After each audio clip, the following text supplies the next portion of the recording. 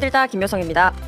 노무현 전 대통령은 이명박 당선자에게 모든 걸 기록으로 넘겨주고 문재인 전 대통령도 마찬가지로 윤석열 당선자 시절에 인수인계 다 해줄 테니까 빨리 와서 보자고. 보수는 그걸 빌미로 노무현을 죽였고 윤석열도 마지막 순간까지 문재인을 보내려고 했죠. 자기들은 자기 기록들 다 없애버려요. 박근혜 때도 그랬고 윤석열은 더해. 무덤 같다. 네. 이 말은 제가 한 게 아니라 어제 이재명 대통령이 처음으로 맞습니다.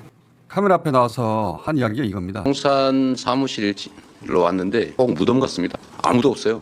필기도구 제공해줄 직원도 없군요. 컴퓨터도 없고 프린터도 없고 황당무계합니다. 주요 보직 자리에는 컴퓨터 본체가 아예 없다고 해요. 네. 프린터도 없고. 예를 들어 손으로 뭘 써서 도장을 찍으려고 해도 인지도 없다. 네. 무덤 같다. 그리고 뭐가 어디인지 말해줄 사람도 한 명도 없는 거예요. 네. 직업 공무원도 다 복귀시켰더라. 네. 이재명 대통령이 입에 딱 잡혔네. 당장 돌아간 공무원들 원대 복귀하라고 했죠. 네. 그렇습니다. 근데 이재명 대통령은 기초단체장부터 시작해서 여기까지 왔기 때문에 공무원들과 일하는 법을 아주 잘 아는 사람입니다. 그럼요. 공무원들과 같이 일하는 법을 아는 사람이거든요. 어제 아침에 눈 뜨고 무슨 생각했어요? 아, 참 달콤하구나. 달콤하구나. 하늘도 달콤하고 공기도 달콤하구나. 예. 괜히 걸어다니고 돌아다니고. 모든 일은 끝이 있다. 죽는다는 생각을 해본 적이 없어요. 네. 묘소녀 생각해 본 적 있어요? 살면서 한두 번은 다 저는 생각해보지 한 않나요? 번도 아니 세상에 맛있는 고기가 이렇게 많은데 이걸 다 두고 내가 어디가. 아, 고기면 되는군요. 근데 개업날 제가 일어나서 너 오늘 죽는다는 얘기를 들었거든요. 그리고 그게 실제 상황이었어요. 그리고 그럴 힘을 가진 자들이 그렇게 되지 않으려고 지난 6개월 동안 무척 조심했죠. 네. 그리고 이제 대선이 딱 끝난 다음날 아침 아닙니까? 예. 처음 든 생각이 모든 일에는 끝이 있구나.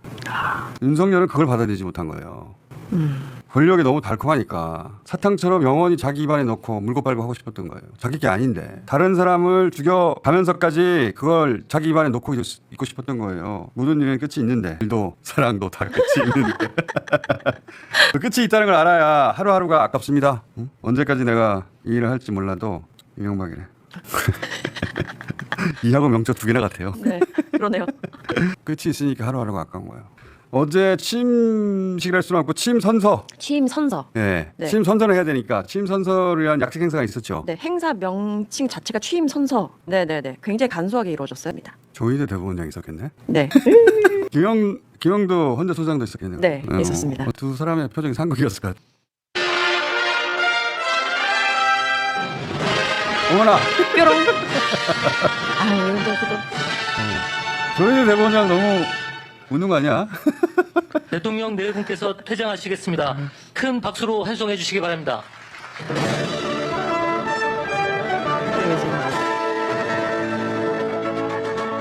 야당 대표들 만나고요.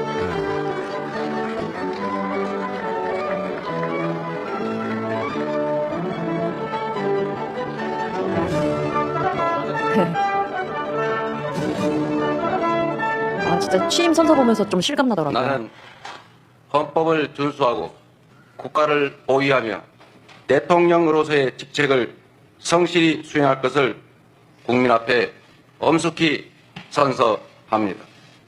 전 보면서 그냥 대접받아서 기분이 좋다 싶더라고요. 보고 네. 있었구나.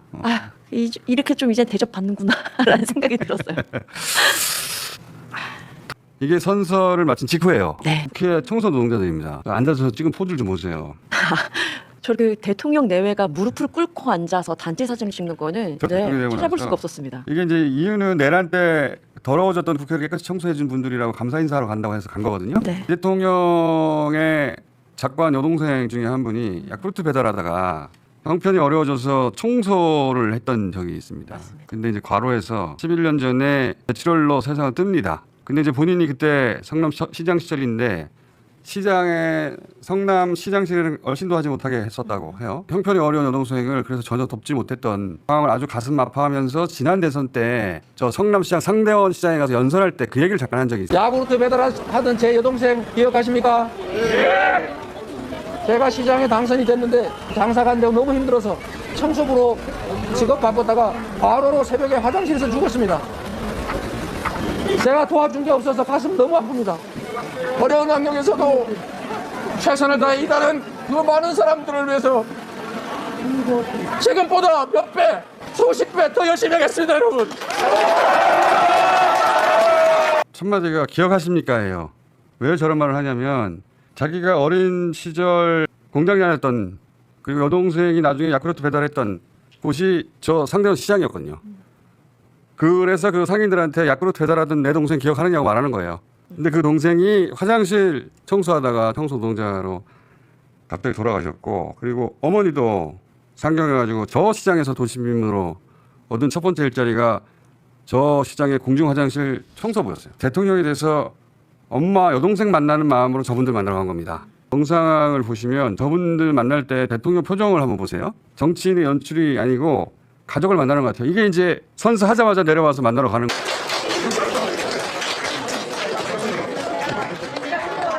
표정을 보세요. 대통령 표정을. 너무 좋아. 네, 가족 만난 듯한 모습이에요.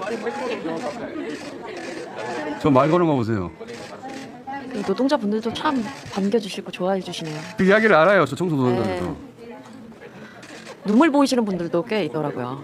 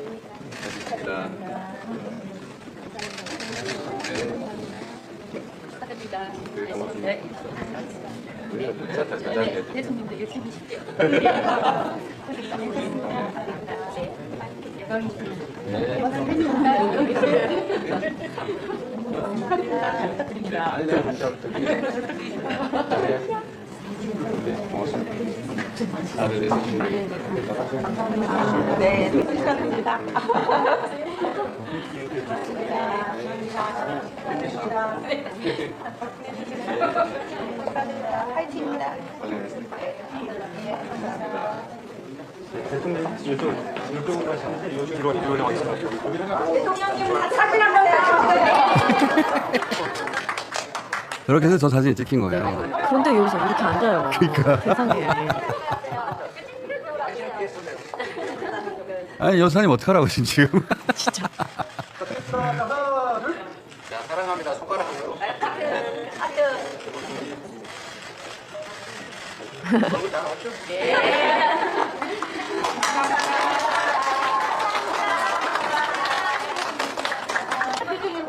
끝까지 인사해요 다. 네, 하나 또. 네. 정말 보기 좋습니다. 내가 다니는 곳에서 비슷해가지고.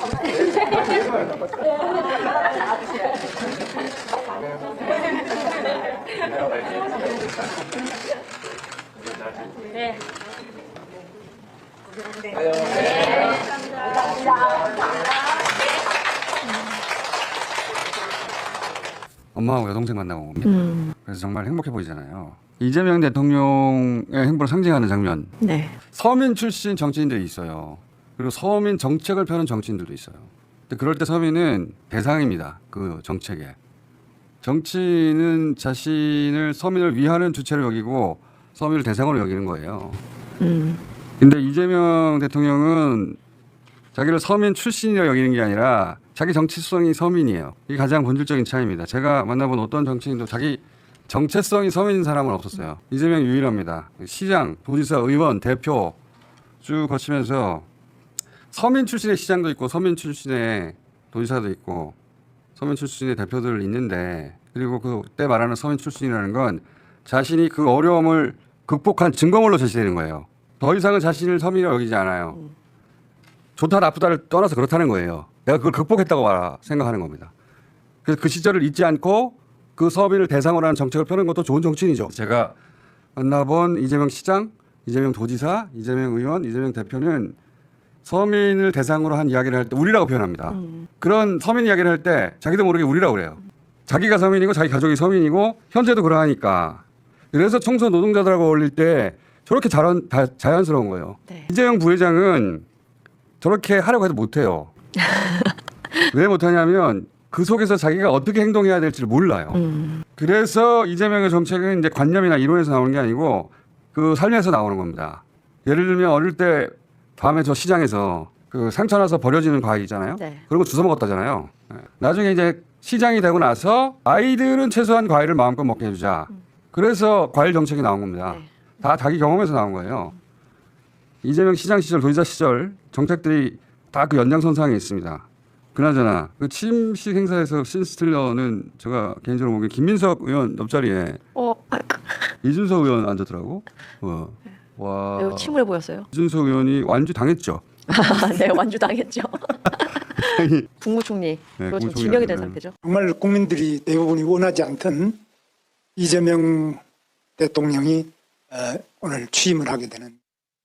저렇게 말하면 이재명을 지지한 국민들은 버리는 거고 그렇다고 자기를 선택한 41%가 김문수에게 투표한 게 아니거든요. 보수는 지난 6개월간 느꼈던 이러다 보수 다 죽는다고 하는 두려움과 불안에 투표한 겁니다. 김문수가 아니라 그러면서 우리 여기 있다 이만큼이나 그 말을 한 거거든요. 근데 41%가 자기 거라고 생각하니까 저렇게 행동하는 거예요. 근데 문제는 이미 자신이 큰 줄 아는 거예요. 그러니까 김문수 전 장관은 자기가 이만큼 했으니까 자기가 당권 가지려고 할 것이고 당권이 보입니다. 이제 비서실장도 내정됐죠. 비서실장 강훈식 의원으로 지금 내정이 됐죠. 행정명령 1호는 뭐였습니까? 행정명령 1호는요. 비상경제점검 태스크포스 구성입니다. 국무위원들 일괄사표는 어떻게 됐어요? 일괄사표 그 누구냐? 네, 박성재 법무부 장관 빼놓고는 다 반려됐습니다. 네. 국가는 영원해야 된다고 니들만 잠시 사라지는 거지. 어딜 지금 가려고? 최혜병 사건 때 드디어. 그렇게 지긋지긋했던 7070 번호 누구냐. 윤석열이다. 그때는 아니라고 그랬단 말이에요. 뭐라고 그랬더라. 모른다 그랬나? 말할 수 없다. 말할 수 없다고. 800에 7070은 대통령이 건전하예요? 아니에요? 기예요? 아니라고 말 못하죠? 예, 그 부분 답변 드리지 않겠습니다. 답변을 안 해요. 윤석열 전화일 거라고는 다들 짐작했지만 저는 한 말 더 나와서 윤석열이 아닌 거 아니야? 김건희 아니야? 그 생각을 그때 저는 했었는데.